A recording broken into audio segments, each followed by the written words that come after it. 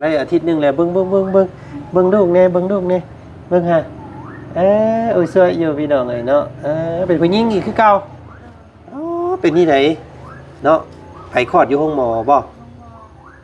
อ๋อไผพาไปไปกับผู้ อ๋อผัวซ่อนรถจักรไปบ่อ๋อ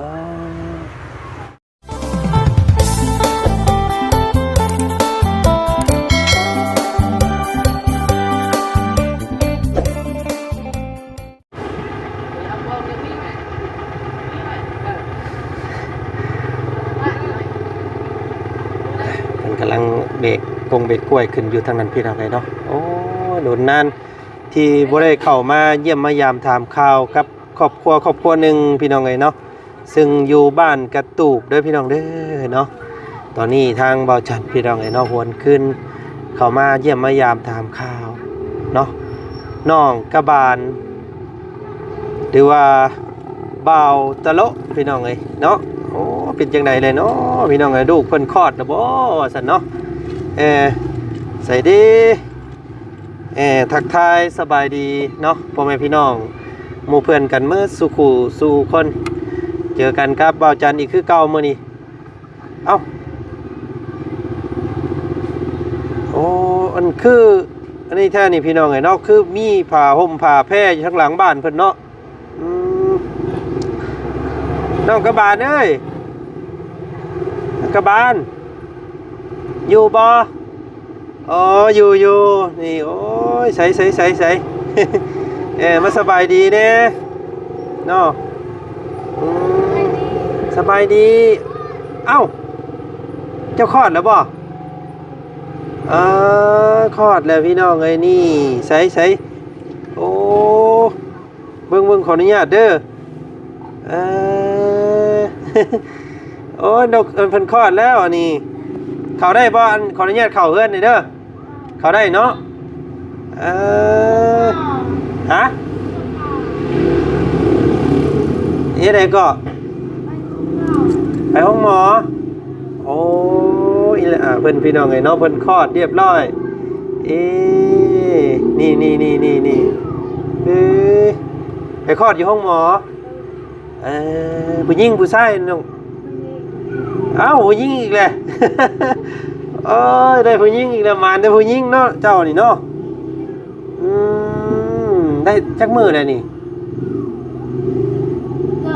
มอเทศตายนาทีนึงแหละเมื่อวานนี่ข่อยกระกายมาอยู่ข่อยคิดว่าเจ้ายังไม่ได้คลอดพี่น้องไงคนคลอดได้ด้วยพี่น้องเนาะน้องกระบาลนอกคลอดแล้วได้อาทิตย์นึงแล้วเบิ่งลูกแน่เบิ่งลูกแน่เบิ่งฮะโอ้ยสวยอยู่พี่น้องไงเนาะเป็นผู้หญิงอีกคือเก่าอ๋อเป็นที่ไหนเนาะไผคลอดอยู่ห้องหมอบ่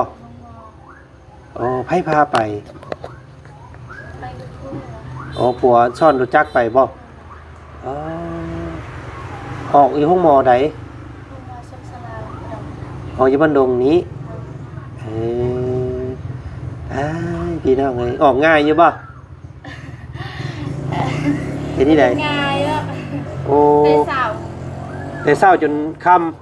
ำออกกลางเว้นกลางคืนกับลูกนอนอยู่ห้องหมอนอนอยู่ห้องหมอเลยบักใหญ่นึงสั่นเนาะเพิ่นพี่น้องเอ้ยผมดำอุ้มทุ่มอยู่ตัวบักใหญ่จังพอจังออกยากกันแล้วอันนี้คือพ่อแท้นี่พี่น้องเอ้ยเนาะใส่น้องๆเพิ่นไปใส่เบิดลูกเจ้าไปลิ้นมาแล้วพี่น้องไงอีหล่าน้อยเพิ่นได้ซื้อได้เสียงแล้วบ่ซื้อได้ใดนี่ยังบ่ทันได้ตั้งลูกเจ้าอันผู้ใหญ่นั้นซื้อได้ใดลูกเจ้าผู้หญิงผู้ใหญ่น่ะมีนาน้องมีนาและศาลาอันนี้ก็น้องยังสะบัดนี่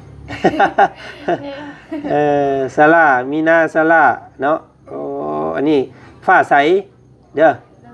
น้องฟ้าใสมักบ่น้องฟ้าเด้อน้องฟ้าใสเนาะโอ้ยหล่าเพิ่นพี่น้องคลอดเด้อเนาะ เอามื้อนี้อาจารย์ก็ว่ากล้าว่ามาอัปเดตเบิ่งซื่อๆบ่ได้จักว่าเจ้าทอดได้นี่พี่น้องเอ้ยเนาะบ่ได้อยู่เพิ่นอยู่ไผบ่ซั่นฮะใช่ ไพ่เฮาอันนี้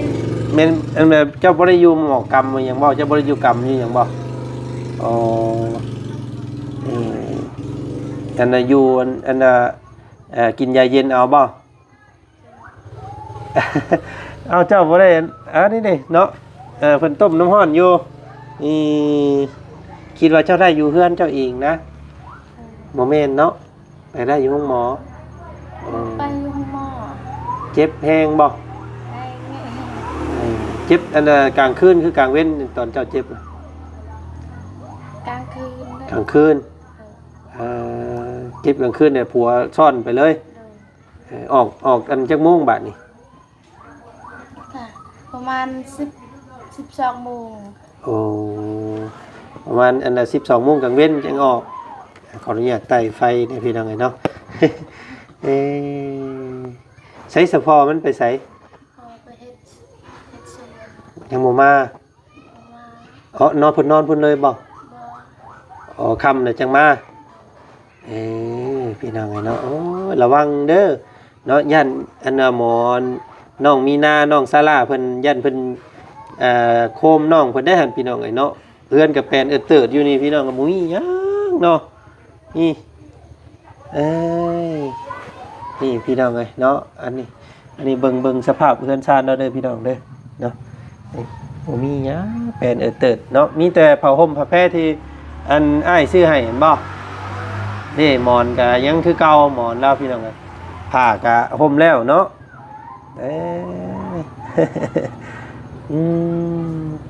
เบิดเท่าไรเงินไปพาเพิ่นไปห้องหมอ เอาใส่ เบิด500,000โอ้เพิ่นเอาน้ำ500,000ค่ามือเพิ่นเนาะค่ามือเพิ่นค่าเพิ่นครัวเลือดครัวยางให้พี่น้องบ่ได้เมื่อยบ่เจ้า เมื่อย เมื่อยอยู่กินหยังซะได้แน่เจ้ากินหยัง กินแคล ฮะ กินแคล กินแกงคะเล็กโอ้กินแกงคะเล็กก็ได้แล้วบ่ บ่ได้ขะลำบ่บ่ได้พิษกรรมพิษหยังบ่บ่พิษบ่ พิษเอ๊ะ ในวันบ่มีแนวกินเนาะตายเบิดเงิน500,000กีบมื่นตามองๆอยู่พี่น้องไอ้ลูกเนาะอ๋อได้อาทิตย์หนึงได้เนาะ ดู ข่อยว่าท้องเจ้ายังอยู่ข่อยขี่รถกายมามื้อนั้นโอ้ยน้องเพิ่นยังบ่ทันคลอดดอกว่ะ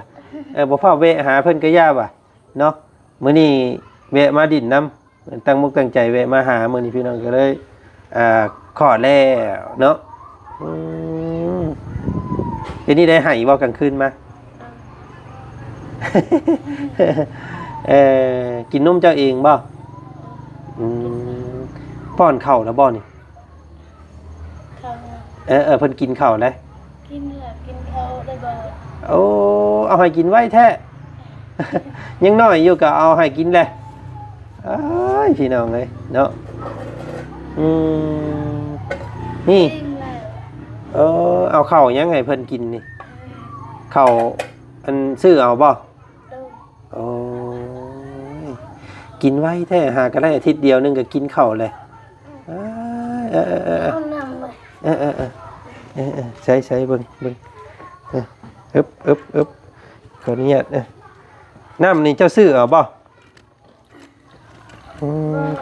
ตักน้ำดา อ๋อน้ำบาดาลเอาเอาน้ำบาดาลนั่นป้อนลูกหมูมีเนาะลูกน้องเนาะกินข้าวแล้วคือให้กินไว้แท้อันนี้เนาะยังน้อยๆนึงกะคำบ่กินแต่เพิ่นให้บ่ ให้ อัพ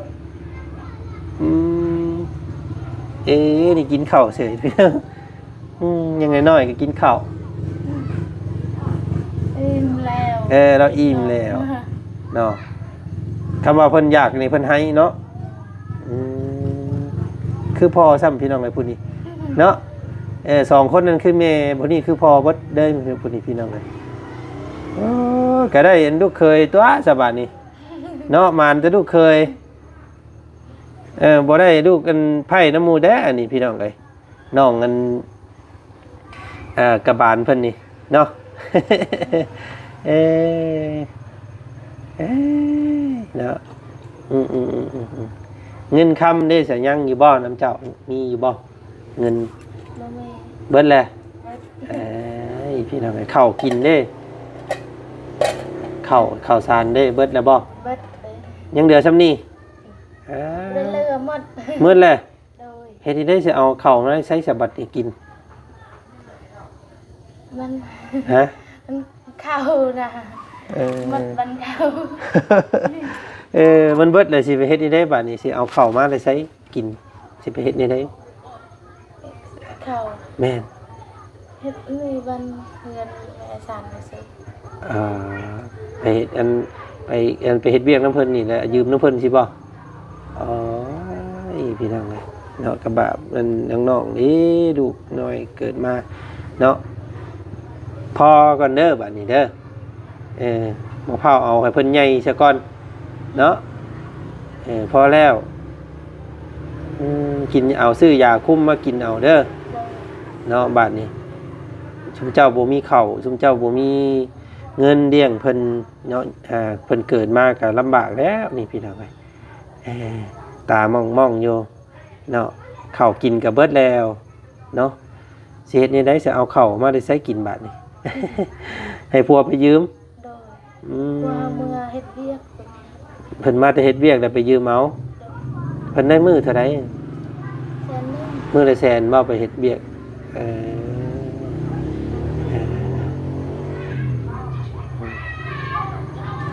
พี่น้องเนาะน้องๆเพิ่นก็อุปยกกันมาอยู่น้ำผัวเนาะจากปูนบ้านปลาไหลผู้พี่น้องลงมาเนาะมาอยู่ปักหลักอยู่น้ำผัวอยู่พี่ได้ลูก3คนแล้วน้องกระบาลก็ได้บาดนี้พี่น้องเนาะคลอดเรียบร้อยเด้อพี่น้องเด้อเพิ่นคลอดบ้านหยังเราคลอดบ้านหยัง บันดง บ่อันวันเราเกิดน่ะวันจันทร์บ่วันคานวันหยัง วันเสาร์ โอ้เกิดวันเสาร์เนาะสิได้อาทิตย์นึงเลยเนาะวันเสาร์เกิดวันเสาร์คนเกิดวันเสาร์เนาะมักอยู่บ่น้องฟ้าใสน้องมีนาน้องซาร่าฟ้าใสเนาะบอกกันเบาตะโลเพิ่นเด้อบอกว่าตะโลเด้อว่าน้องน้อยลูกเฮานี่บ่จันตั้งให้ฟ้าใสเด้อซะ เนาะมักนำอยู่เนาะ นะ เห็นบ่ลูกผ้าใสบูดบ่ผ้าใสปากป่องๆโดยพี่น้อยเนาะบ่มีไฟบ่กลางคืนมาบ่มีไฟบ่มีพี่น้องให้บ่กลางคืนมาให้บ่อันเพิ่นให้บ่ เนาะมันมืดเนาะระวังยุงคบเพิ่นเด้อลุลวงเลยพี่น้องเนาะทางนี้ก็กลางคืนมาเอาอีหยังมาขังไว้เด้อน้องเด้อตัวนั้นได้สั่นเอาหยังขังนะเอาสาดขังไว้ยันหมูยันหมาเข้ามาได้นี่พี่น้องเนาะเนาะมามื้อนี้เราเห็นผ้าห่มผ้าแพร่พี่น้องเนาะเพิ่นตากเปื้ออยู่เอ้าว่าเบะเบิ่งก่อนว่าซั่นน้องเพิ่นคลอดบ่ว่าซั่นพี่น้องไปดินแหละที่2คนน่ะบ่อยู่ซ้ำเนาะอันสิซอยเจ้าอีกแห้งนึงซั่นเด้อเนาะเบิ่งซอยหับขอนนั่นน้องซาร่าเพิ่นก่อนพี่น้องอันบ่แม่นน้องซาร่าน้องอันฟ้าใสก่อน อันนี้ลุงอันผูกแขนเอาเด้อเอาเนาะใหญ่ไวๆเป็นคนหูผู้ดีเด้อลูกเด้อเนาะเกิดมาเนาะเอาเก็บไว้ซื้อข้าวให้เพิ่นเด้อซื้อข้าวให้กินไว้ก็เนี่ยกินไว้มันท้องบ่ดีเด้เจ้าเคยเฮ็ดแบบซี่บ่แบบว่าเจ้าเคยป้อนไว้บ่ข้าวลูก2คนเจ้าก็ป้อนไว้คือกันบ่ป้อนข้าวเกิดมาแล้วป้อนโลดบ่ เฮ้ยพี่น้องเอ้ย อืมเกิดมาได้ป้อนข้าวเลิศเนาะตายนี่ล่ะเฮ้ยเนาะ มองอยู่พี่น้องไงเนาะสิบ่ติดอันนั้นซะบ่อันนี้พี่น้องไงเนาะติดยันมันติดอันเหลืองติดอันแดงอีกเด้เนาะบ่เป็นหยังติพี่น้องไงเนาะซ่องหากะกลับมาบ่จันก็ได้โอ้โยโชซ่อง YouTube หากะกลับมา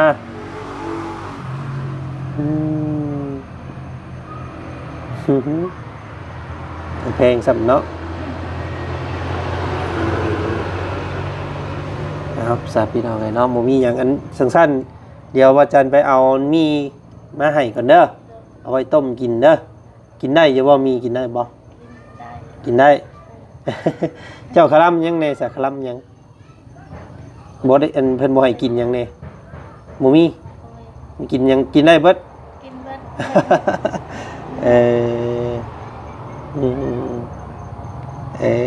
อีละเยอะช่วยบ่ให้อันพอลงไปอันเอาแนวกินมาให้แม่เจ้าก่อนเนาะจนเดืองเบิดแม่เพิ่นก็ได้พี่น้องเอ้ยโอ้ยเนาะคลอดแล้วพี่น้องเอ้ยเนาะทางน้องกระบาลได้ลูกสาวคือเก่าพี่น้องมื้อนี้เนาะ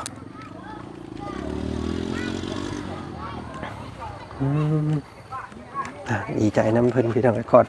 ตลอดปลอดภัยเนาะปลอดภัยทั้งแม่ในลูกน้องเพิ่นกันปุ๊บสิเอาอันตัวเต็มกล้องรถให้เราเนาะใส่กับเขา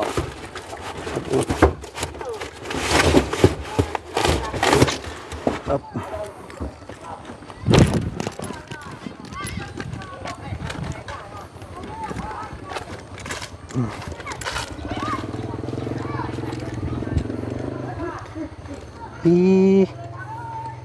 เฮ้ยเนาะน้ำในเจ้าเอามาได้ใช้เสินตักล่างลูกล่างเต้าเอาในน้ำบาดาลบ่ไปหาเอาอ้าวสันจากสั้นเมื่อนี้เราเอาอันมอบมีให้อีกเด้อเนาะเป็นมีของอันแม่ฮักของบ่าวจันเองเพิ่นฝากมาเนาะซอยเจ้าเลี้ยงลูกซอยเนาะนี่แก๊สหนึ่งเลยพี่น้องเนาะบอกผัวเจ้าเด้อว่าบ่าวจันมาหามื้อนี้ซั่นเนาะเก็บเงินไว้ซื้ออันข้าวสู่อันอีนางน้อยกินเด้อดีใจน้ำเนาะได้ลูกสาวคือเก่า แต่ว่าเขาน้องตะโลกเพิ่นว่าอยากได้ผู้ชายเพราะว่าอยากได้ลูกไผ่มาเลี้ยงเนาะ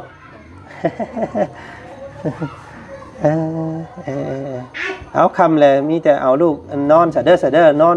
กลางมุ้งเด้อยันยุ่งครบเพิ่นเนาะเดี๋ยวมื้อหน้ามื้อในถ้ามีโอกาสเดี๋ยวสิมาหาใหม่เด้อเนาะก็ให้เลี้ยงง่ายใหญ่ไวเด้อลูกก็ได้พี่น้องน้องฟ้าใส มักอยู่เนาะโอเคสันเนาะเอาไปป้าก็น้องสบายดีเนาะสบายดีขอบใจหลายๆให้ร่ำรวยเลยสาธุเนาะโอเคบ่เป็นยังเอาลูกนอนสาแล้วน้องเด้อแต่เบาเมื่อป้าก่อนเดี๋ยวสิมาดินน้ำไหมเนาะ